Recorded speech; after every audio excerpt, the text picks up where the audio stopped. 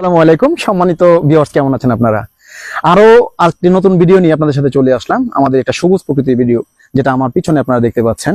তাছাড়া জিয়াদ ভাই একটু পুরো ক্যামেরাটা যদি একটু ঘুরিয়ে দেখান, তো আমি আজকে আপনাদের সাথে যেটা শেয়ার করব, আমাদের এই প্রকৃতি শেয়ার করব আপনাদের সাথে।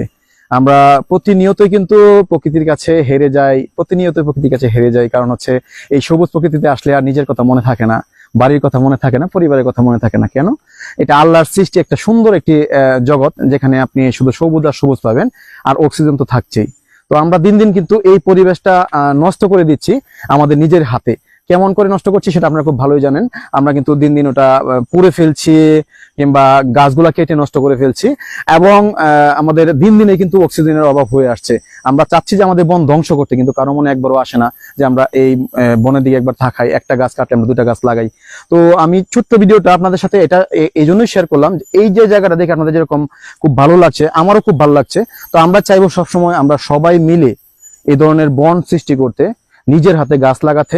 সেটা যে গাছে হোক না কেন, ফলের গাছ হোক কিংবা এরকম গজারি বাগান হোক, আমরা সেগুলা লক্ষ্য রাখবো ইনশাল্লাহ।